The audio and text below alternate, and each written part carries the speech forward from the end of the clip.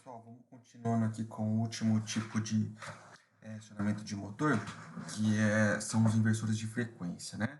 Basicamente, o inversor de frequência, ele vai pegar a tensão alternada da rede de alimentação e vai aplicar isso nos enrolamentos do motor, retificando, alterando essa tensão e frequência alternada para uma outra, e isso vai fazer com que você tenha o controle da velocidade do motor, tá?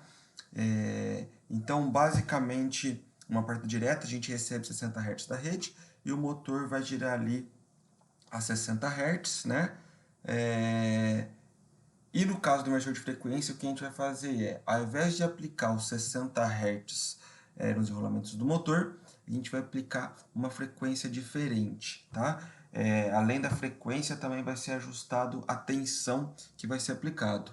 E de acordo com essa relação de tensão e frequência que está sendo aplicado no motor, eu vou conseguir controlar a velocidade de rotação desse motor. Então, basicamente, a vantagem que você tem de utilizar o inversor de frequência, que além de você conseguir operar o motor em diferentes velocidades de rotação, você vai conseguir também ter uma redução muito grande dos níveis de corrente de partida na hora de partir o motor. E você consegue ajustar cada velocidade na hora de partir o motor, né? Você acaba tendo uma partida mais suave até que a soft starter, né? Porque você consegue controlar a velocidade que ele vai partir e que ele vai operar. A desvantagem é que o inversor de frequência normalmente ele tem um custo muito maior do que uma partida direta ou que uma soft start ou uma partida estrela triângulo. Mas a gente vai ver como que é o princípio de funcionamento dele. Ele vai fazer vários chaveamentos na alimentação, da tensão de alimentação da rede para colocar nos enrolamentos. E isso vai gerar um aquecimento adicional ali no equipamento, que pode, por exemplo, aumentar a temperatura do painel. E esse chaveamento constante, com uma frequência muito mais alta que a soft starter, acaba gerando harmônicas na rede, ruídos na rede elétrica. Bom, basicamente, aqui a gente tem a equação da velocidade síncrona no motor, né? Então, a velocidade síncrona vai ser 120 dividido pelo número de polos vezes a frequência, né? Os motores convencionais, os comerciais, têm 2, 4, 6, 8 polos, tá? E a velocidade real de rotação do motor, ela é em função dessa velocidade síncrona e vai ser basicamente 1 menos escorregamento do motor vezes velocidade síncrona. Ou seja, se a gente conseguir alterar a frequência da tensão que é aplicada nos enrolamentos do motor, a gente vai estar controlando a velocidade do motor. E a ideia do inversor de frequência é essa: eu transformar a frequência e tensão da rede de alimentação para uma outra tensão e frequência e aplicar essa nova nos enrolamentos do motor. Então, como que é feito isso, né? Qual que é a operação? Aqui tem minha rede de alimentação trifásica, 380 volts, 60 Hz. Está chegando aqui trifásico 380 no inversor de frequência. E o que ele vai mandar para o motor aqui, para os enrolamentos do motor, é uma frequência diferente e uma tensão diferente. E essa relação de tensão e frequência, eu consigo controlar a velocidade do motor. Agora a pergunta é, como que o inversor de frequência vai conseguir transformar essa tensão e frequência aqui da rede de alimentação numa tensão e frequência diferente, tá? Basicamente, o princípio de funcionamento do motor, do inversor de frequência, pode ser dividido em 3 partes, tá? A primeira parte a gente chama de retificador. Ele recebe aqui a tensão alternada da rede de alimentação, e o que ele vai fazer utilizando aqui diodo ou tiristores é transformar essa tensão alternada em contínua pulsante, tá? Então, basicamente, nessa onda aqui, que ela é senoidal, ele vai deixar passar a primeira parcela de cima inteira, e essa segunda parte que está negativa, ele vai jogar para cima também. Então, ele vai transformar, retificar de alternado para contínua pulsante. Depois, na segunda etapa aqui, que é o capacitor, ou banco de capacitor, também chamado de circuito DC ou link DC, ele vai ser responsável por transformar essa contínua pulsante em uma tensão realmente, uma tensão contínua ali, tá? Essa tensão contínua aqui, ele normalmente é mais alto do que a tensão eficaz senoidal, tá? Então ele vai mais ou menos para aí 1,35 vezes a tensão que ele está recebendo, né? A tensão eficaz que está recebendo. Então ele iria por volta de, no caso de 380 volts, vai por volta de 513 volts, tá? E finalmente, a última parte do inversor aqui, que a gente chama de inversor de frequência, ele vai usar uma eletrônica que chama IGBT, que vai fazer o chaveamento dessa tensão alternada, essa tensão contínua, e uma nova tensão alternada com uma frequência e tensão variáveis. E isso vai fazer o controle da velocidade do motor. E a maneira que ele vai transformar, que ele vai criar essa nova tensão alternada aqui, é através da técnica PWM, que é o Pulse Width Modulation. Tá? Um outro parênteses que eu queria abrir aqui é que o mercado fala muito em inversor de frequência, né? Inversor de frequência, mas na verdade o inversor de frequência é só essa última parcela que ele gera tensão, a nova tensão e frequência variável ali. Na verdade, quando a gente tem um conjunto de retificador mais link DC mais inversor, isso tudo é chamado de conversor de frequência. Bom, como então que o PWM gera uma tensão alternada nova? Basicamente, o que ele vai fazer é chavear o motor pelos IGBTs de uma maneira que ele deixa ligado, ou ele aplica tensão nos enrolamentos do motor, ou não aplica, tá? Então, se eu quiser simular essa senoide que está em preto aqui, a gente pode ver que no comecinho dela, a tensão que eu estou aplicando aqui é bem baixa. O que ele faz então, o inversor? Ele deixa sem tensão por um tempo grande e tensão por um tempo pequeno. Depois ele quer a tensão um pouco mais alta, ele deixa um pouco menos de tempo ele desligado e um pouco mais de tempo ligado. E assim por diante. Então chega aqui no meio, que é próximo do pico aqui da tensão senoidal, né? Ele vai deixar por muito mais tempo a tensão contínua sendo aplicada nos enrolamentos e por um tempo pequeno desligado. Então, se pegarmos um osciloscópio e formos ver a tensão que está sendo aplicada nos enrolamentos do motor, a gente vai perceber que ela está desse estilo, liga ou não liga, né? Esse estilo PWM, tá? Isso que vai ser realmente aplicado nos enrolamentos do motor. Mas, na verdade, o que o motor vai sentir, ele vai trabalhar como se fosse uma tensão senoidal. Então, por exemplo, a gente tem algumas inércias nos enrolamentos do motor, né? Por exemplo, a corrente. Quando eu injetar a tensão, vai começar a fluir a corrente, mas eu tenho um indutor ali, né? Os enrolamentos dele. Então, a corrente vai ficar muito próximo de uma senoide. Não vai ficar exatamente uma senoide, mas vai ficar próximo a uma senoide. Então, o motor, ele opera como se tivesse sendo aplicado uma tensão senoidal dele. E isso é feito nas 3 fases do motor, tá? As 3 fases é feito dessa maneira aqui. Na verdade, quando a gente alimenta o motor lá com fase L1, L2, L3, né, ou como está aqui o VW, eu preciso fazer esse PWM, essa DDP, os enrolamentos, entre a fase 1 e 2, por exemplo, tá? Então, na verdade, o que vai ser aplicado nos enrolamentos é o PWM aqui, mas para gerar esse PWM que está aqui, eu vou controlar o chaveamento de cada fase L1 e L2 separadamente. Então, vai ficar controle entre L1 e L2, L2 e L3 e L3 e L1 para poder fazer o trifásico, tá? Então, vamos analisar aqui, ó. A DTP que está no enrolamento, em um enrolamento do motor, vai estar ligada à fase 1 de um lado do enrolamento e fase 2 do outro lado. Então, qual que é a DDP, né? Quando eu pego a tensão da fase 1 menos da fase 2, esse daqui está ligado e esse aqui também está ligado. Um menos o outro vai estar aplicando zero. Até nesse instante aqui vai estar aplicando tensão zero. Nesse instante aqui, a gente vai perceber que a fase 1 fica ligada um pouco mais de tempo e a fase 2 desligou. Então, a diferença nesse ponto aqui, né, entre fase 1 e fase 2, é aplicada uma tensão no inversor. Depois, a gente vai perceber que os dois ficam desligados. Então, 0 menos 0, aplica o 0.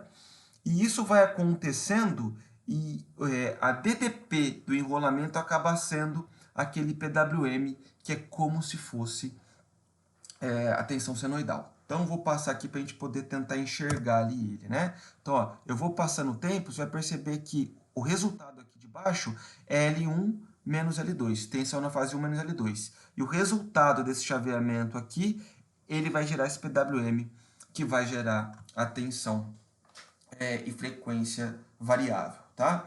Então, se eu quiser uma frequência maior, o que eu faço? Eu faço esse ciclo aqui ser feito mais rapidamente. Tem uma frequência maior, o motor vai rodar, vai girar uma frequência maior. Se eu quero uma frequência menor, eu faço esse ciclo aqui ser um pouco mais lento, eu tenho uma frequência menor, e a partir disso eu consigo controlar a velocidade do motor. Tá? Esse outro slide que eu tinha passado aqui, eu só falei dos equipamentos que são utilizados, tá? Que são os GBTs, e sobre como que isso funciona. Legal. Aqui então vou ter aqui um exemplo, né, de tensão que está sendo aplicada no motor e como que isso vai ser na verdade, tá? Então, na verdade, eu não vou ter uma corrente senoidal lá, ele vai ser muito próximo à corrente senoidal, mas eu vou ter vários ruídos aqui nesse chaveamento, tá? É esse chaveamento que vai procurar, que vai criar aqueles ruídos que são chamados harmônicas, né? É ruim a gente ter harmônica na rede, tá? Então, se eu pego uma rede elétrica com muitas harmônicas, pode ser que eu comece a ter danificar outros equipamentos, ele esquenta mais os cabos, tem diversos problemas em ter muita harmônica na rede, tá? E o próprio chaveamento vai fazer também esse aquecimento do inversor de frequência que vai aumentar a temperatura do painel, tá? Só para a gente ter uma ideia, né? Normalmente, né, os inversores de frequência, eles operam aqui em 0,25 kHz, né? Então, ele faz esse chaveamento aqui 1.250 vezes por segundo, tá? Quando a gente compara isso com a Soft Starter, que era o controle do ângulo da fase, né? A gente percebeu lá que ele fazia o chaveamento por ciclo 2 vezes, né? Então, numa rede de 60 Hz, a Soft Starter fazia um chaveamento a 120 vezes por segundo. Aqui é 1.250 vezes, né? 10 vezes a mais, tá? Então, esse chaveamento do inversor acaba criando essas harmônicas na rede, em relação com a Soft Starter, que era praticamente desprezível isso, tá? Uma coisa que a gente pode fazer aqui é que esse chaveamento, né, essa frequência de chaveamento pode ser mais alta, tá? Então, tem equipamentos aí que podem chavear até 8.000 kHz, né? Bom, qual que é a vantagem de você chavear 8.000 Hz, tá? Quando você chaveia mais rapidamente, você causa menos ruídos no motor. A senoide, ela fica mais próxima de uma senoide, né? Ela não fica tão ruidosa, tá? Isso é uma boa. Mas, se você chavear com uma frequência muito mais alta, acaba tendo mais perdas na hora do chaveamento também pelo motor, tá? Então, tem que fazer um meio termo aí do que precisa. Quanto maior chaveamento, menos ruído, mas eu vou ter mais perdas por aquecimento, certo? E para a gente terminar aqui, basicamente os inversores de frequência, eles têm dois modos de controle, tá? O modo de regulação para controle de velocidade. A gente tem um controle escalar, que a gente fala que é o controle em malha aberta, e tem um controle vetorial, que é o controle em malha fechada, que ele é orientado pelo campo magnético, tá? Então, no controle escalar, basicamente o motor vai fazer uma relação na hora de aplicar a tensão alternada nos enrolamentos do motor. A gente fala V/F, né? Uma relação de tensão por frequência, de maneira a tentar deixar o torque constante, tá? Então, quando eu quero rodar o motor em baixas velocidades, eu coloco uma tensão um pouco mais baixa, frequência um pouco mais baixa, para tentar manter o torque. Que eu não quero uma rotação mais elevada, eu coloco uma tensão maior, uma frequência maior, uma maneira de manter o torque elevado. E no controle vetorial, eu vou fazer o controle do campo magnético e da corrente que gera o torque do motor de maneira separada. E isso vai fazer com que eu tenha um controle muito melhor do meu inversor de frequência. Normalmente, quando eu tenho cargas que tem a dinâmica muito rápida, você precisa de um controle mais preciso, a gente usa inversores com controle vetorial. Vou passar aqui basicamente alguns detalhes sobre ele. Então, no caso do controle V/F, né, o controle escalar, se a gente fizer aqui qual que é a impedância do motor de indução, né, considerar que ele é uma bobina ali, a gente vai ter que a impedância é 2πfL, né? Então, considerando 2π constante e a indutância do motor constante, a gente vai ter aqui uma relação que a impedância está relacionada com a frequência, tá? E aqui é a fórmula do torque de um motor de indução, né? Então, ele tem uma constante K e esse torque vai depender do fluxo magnético e da corrente que gera o torque, tá? Então, se eu considerar o fluxo do campo magnético constante do motor, para eu poder manter o torque do motor, eu preciso manter essa corrente dele. E para eu manter a corrente do meu motor, eu preciso manter a tensão, a relação de tensão por impedância. Se a impedância tem uma relação direta com a frequência, significa que para eu manter a corrente, eu preciso manter a relação de tensão e frequência. Tá? É por isso que o controle escalar é chamado de V/F, que eu preciso manter a relação tensão por frequência. Então, se eu preciso rodar o meu motor, né, operar ele com uma frequência baixa, então a minha impedância aqui vai ser baixa. Para manter a corrente, eu preciso também reduzir a minha tensão. Se eu quero aqui uma frequência alta, eu vou ter uma impedância alta, e para poder manter a corrente e manter o torque, eu preciso de uma tensão mais alta, certo? Então aqui eu explico sobre essa questão de a gente tentar manter essa relação V/F, tá? Então o que vai acontecer é que até a frequência nominal do inversor de frequência, por exemplo, no caso aqui o nosso 60 Hz, eu consigo manter essa relação de tensão e frequência e eu consigo manter o torque nominal do meu motor para qualquer rotação de 0 até 60 Hz, tá? Para qualquer eu consigo manter o torque nominal. E também por um instante, né, na hora da partida, eu consigo manter o torque de rotor bloqueado, tá? Porém, quando eu quero fazer o motor rodar numa velocidade maior, de 60 Hz, né, eu até consigo fazer ele girar, mas o que consegue é que eu não consigo manter aquela relação de tensão e frequência constante, né? Então, se eu quiser colocar uma frequência maior, para manter o torque, eu precisaria colocar uma tensão maior. Só que eu não tenho alimentação para isso.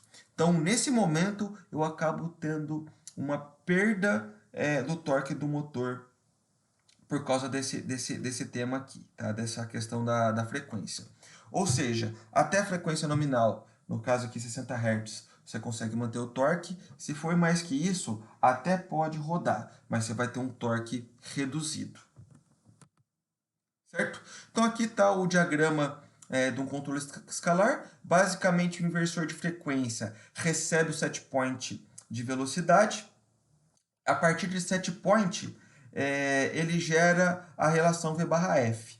Essa curva aqui, V/F, normalmente é feito no comissionamento do inversor de frequência. Então, quando a gente vai fazer a parametrização do inversor, ele coleta alguns dados do motor, por exemplo, de impedância dele, alguns dados corrente nominal e assim por diante, e ele gera essa reta V/F. Então, quando eu recebo o set point de velocidade, eu ajusto, ele já sabe qual que é a tensão e frequência vai ser aplicado. Eu mando esse set point de tensão e frequência para o meu inversor de frequência em si, e ele vai fazer aquele chaveamento igual a gente viu. Vai gerar o set point de chaveamento que vai ser aplicado no motor elétrico. E assim eu consigo controlar a velocidade do motor utilizando o controle escalar. Quando a gente passa para o controle vetorial, o que é feito é que, basicamente, eu transformo a corrente que eu estou aplicando no meu motor, no estator do motor, na corrente que vai criar o campo magnético e na corrente que vai gerar o torque do motor. Eu faço esse controle separadamente, tá? Então, eu transformo as correntes que eu estou aplicando na fase 1, 2 e 3 em basicamente componentes de campo magnético e de torque, tá? Para poder fazer esse controle adequadamente, eu preciso saber qual que é a velocidade que o motor está rodando, tá? Por isso que é controle malha fechada, né? Eu preciso fazer a medição de qual que é a velocidade de rotação do motor, algumas medições de tensão e corrente, e a partir dali eu coloco um sistema de controle para poder controlar quando eu vou chavear cada componente dessa, e aí eu consigo fazer o controle bem claro do campo magnético e do torque do motor. Então, o padrão de pulsos que eu gero no PWM, ele fica feito não somente para fazer aquela senoide V/F, ele fica feito para fazer esse controle mais preciso, tá? Então, o que muda no diagrama de um controle vetorial, tá? O que muda é que eu tenho o meu conversor aqui que vai aplicar no motor, ele vai ler a corrente que está passando em cada fase naquele momento, vai ver as 3 tensões que está sendo aplicada, e além disso, e talvez o mais importante, ele pega a medição de rotação do motor, ou através de um tacogerador, ou do encoder, ou nem que seja através de cálculo, tá? Então ele pega essas informações que está sendo aplicada naquele momento do motor, pega qual é o set point de velocidade, separa isso em qual fluxo eu preciso, em qual velocidade vai ser preciso, faz o controle de corrente para gerar o campo magnético, corrente para gerar o torque, joga isso no controlador e aplica finalmente essas proporções aqui para chaveamento das fases, tá? Então, por isso que eu controle em malha fechada aqui. Normalmente, o controle vetorial um inversor controle vetorial é mais caro do que um inversor controle escalar, tá? Então, quando você precisa de inversor de frequência, você precisa de alto grau de precisão, né? Por exemplo, eu quero fazer o controle de um braço robótico para posicionamento de um soldador, né? Aí, nesse caso, eu vou usar um controle vetorial, eu vou usar um encoder para poder medir aquela velocidade e fazer o controle bem feito, tá? E existem algumas adaptações aí de controle vetorial que, para evitar de colocar um sensor, um encoder, um tacogerador ali, um tacômetro, né? Para poder medir a velocidade do motor, eu faço isso por meio de cálculo e eu consigo também fazer um controle melhor, não tão bom quanto medido, mas também seria um controle vetorial, tá? Basicamente, o melhor é a gente fazer o controle vetorial realmente medindo a velocidade de rotação do motor. Bom, gente, basicamente, parte conceitual de inversores de frequência é isso, mas tem algum ponto que eu vou passar aqui rapidamente bem importante, que os inversores de frequência, eles podem também ser utilizados com alguns acessórios bem importantes, tá? Então, os principais acessórios que eu vou mostrar para vocês são reator de entrada e saída, filtro RFI e resistor de frenagem, tá? Começando pelo resistor de frenagem. O que acontece? Quando eu tenho um acionamento de motores com inversor de frequência, e essas máquinas que estão acopladas no motor aqui têm uma alta inércia, o que vai acontecer é que pode ser que em determinado momento, vamos pegar, por exemplo, um elevador, né? A hora que o elevador estiver subindo, eu vou aplicar aqui uma tensão no motor, ele vai gerar um torque e vai levantar o elevador. A hora que o elevador vai descer, na verdade vai ser o contrário. O elevador vai acabar gerando o eixo do motor e ele vai começar a trabalhar como se fosse um gerador. E o que acontece? Essa energia que é gerada vai entrar de volta aqui no meu IGBT, e se essa energia que ele gerou aqui for muito elevada, pode ser que isso danifique o meu link DC, né? Ele gera uma tensão muito elevada aqui e eu posso danificar o meu link DC e queimar o meu inversor de frequência, né? Então, nesses casos que vai ser operado em 4 quadrantes, né? Quer dizer, o motor vai trabalhar tanto como motor como gerador, a gente precisa colocar esse resistor de frenagem. O que ele vai fazer? Basicamente, se gerar uma energia muito elevada aqui, esse resistor de frenagem vai dissipar essa energia evitando assim acumular energia no link DC e danificar o link DC, tá? Para isso, os inversores de frequência podem ser adicionados, alguns já vêm embutido isso, o módulo Chopper. Esse módulo Chopper é o que vai acionar a resistência aqui e dissipar esse calor, né? Então vai ser o conjunto entre o módulo Chopper e essa resistência aqui, esse resistor de frenagem. O dimensionamento disso depende de vários aspectos, o ciclo de operação da máquina, a potência que ele vai ser dissipada, momento de inércia da carga, várias coisas. Mas se nesse caso, por exemplo, do elevador, de um guindaste, de uma ponte rolante, não fizer isso, você pode danificar o seu inversor de frequência, por isso que o resistor de frenagem é importante. Tá? A gente conversou aqui sobre aquela questão de geração de harmônicas que o inversor tem, né? Então, como o inversor de frequência ele fica chaveando com uma frequência alta ali a rede, ele vai criar harmônicas, tá? Então, uma maneira para você limitar essas harmônicas, evitar de jogar essas harmônicas em toda a minha rede elétrica, é suavizando esse ruído. E você pode para isso utilizar um reator de entrada. O reator de entrada basicamente é um transformador, né? Um reator que ele vai suavizar essas distorções, tá? Por que isso? Você pode estar utilizando um inversor de frequência com a potência muito elevada e ele gera tanto ruído que ele pode danificar um inversor que está trabalhando na mesma rede elétrica que seja menor, tá? Então, por isso que você pode usar o reator de entrada. Em conjunto com o reator de entrada, você pode também utilizar um filtro RFI. Ele é feito para evitar a emissão de altas frequências, tá? Normalmente, ele vai ser utilizado para quando você tem na alimentação ali um inversor de frequência, você tem também um CLP, um controlador que é muito mais sensível ali, né? Então, para evitar de ficar colocando ruídos de alta frequência na rede, você pode colocar o filtro RFI e você protege esses equipamentos eletrônicos da sua rede aí. Uma coisa importante é que nesse caso a sua rede precisa estar aterrada, tá? E bem aterrada.